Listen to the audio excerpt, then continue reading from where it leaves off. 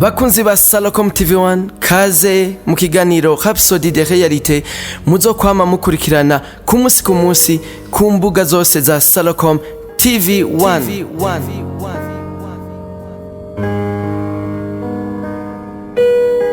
Shalom shalom bakunzi ba Salocom TV1 namwe bakunzi ba Rhapsodie de Realites. Ntitukirinda kubibutsa yuko icigwa misi yose canke inyigisho ziba zigizwe n'ibice bitatu. Turi ku munsi wa gatatu itariki 28 ukwezi k'umunani umwaka w'ibihumbi 2024.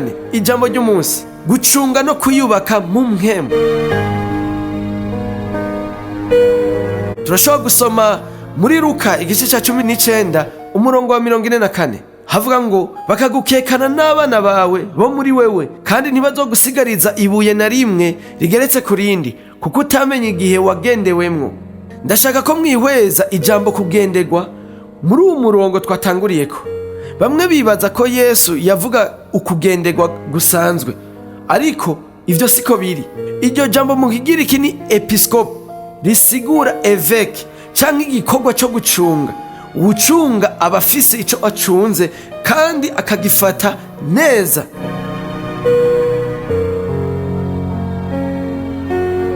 Ivyo rero bitanga umuco kwijambo ry'umwami. Ntibabaye maso hama ntibamenye igihe bagendeweko. Ivyo biratwibutsa kandi ibwirizwa ry'Imana kuri Adamu na Eva. Murime kandi mukingira itongo rya Edeni. Nkuko tubibona mu itanguriro igice ca 2 umurongo wa 15.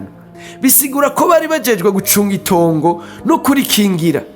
Nico kimwe rero umwami Yesu yabwiye abigishwa biwe kuba maso no gusenga. Nkuko tubibona muri Matayo igice ca 26 ku murongo wa 41, ndetse no muri Mariko igice ca 13 umurongo wa 33. N'ishengero rya Yesu Kristo dutegerezwa kuba maso kandi dutekanye ku vyo tujejwe vya mwemu.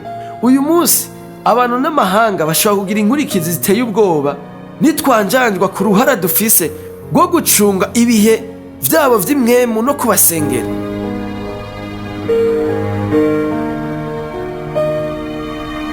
Turashobora gusoma muri Matayo igice ca 26 ku murongo wa 41. Mu nsobanuro yagutse havuga ngo nimube maso dutahure abasaba kugaba mugabe kandi musenge.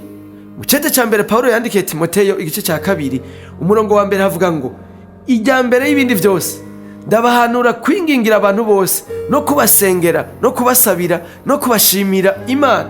Kudashira mu ngiro iri jambo ry'umwami bisigura ko mutariko murakora ca gikorwa episkopa arico co gucunga uruhara rwawe rwo gucunga ku gihugu cawe n'abantu b'Imana. Turatahura ijambo ry'Imana rero turashobora gutandukanya ibimenyetso vy'ibihe. Ni vyiza ko tuba maso.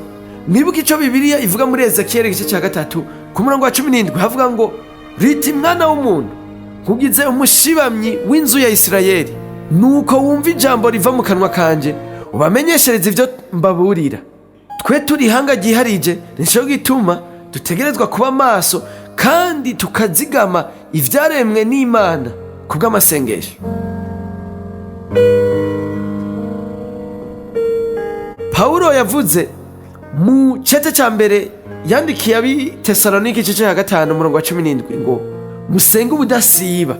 No mu Bikorosayi igice ca 4 umurongo wa 2 yarabagabishije ababwira ngo mukovye mu gusenga mukubemwo maso mushima. Kubwo gusenga ni mwemu yo kurobanura turagaburuza imigabo y'umwiza hama tugashiraho amahoro y'Imana hajya hose hari uguhungabana.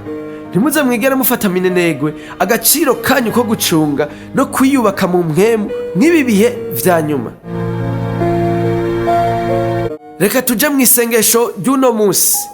Data mwiza, ndashima agaciro k'igikorwa canje niharije kandi ndagushimiye ko bw'ububasha wanjeje bwo kugwanya umwansi n'ivyiwe. Nkabiganza ndahagaritse ibikorwa vyiwe vy'inabi vy'ugwankaho mbaye, kandi ndatangaje ko amahoro yawe gusa n'ugutera imbere biganje muri jewe n'iruhande yanje. Ntambukira mu bwenge no kurobanura kwera kandi shira mu ngiro neza ivyo njejwe vyo gucunga no kwiyubaka mu kuri kwawe mu izina rya Yesu. Amen.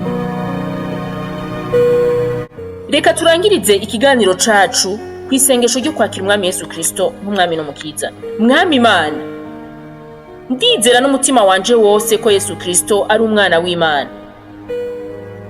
Ndemera ko yapfuye ku bwanje kandi ko Imana yamuzuye mu bapfuye. Ndemera ko ari muzima, ndatuje akanwa kanje ko Yesu Kristo ari umwami n'umukiza w'ubuzima bwanje kuva uyu munsi. Urakoze mwami wanje Yesu gukiza umushaha wanje. Ubu ncitse icaremwe gisha.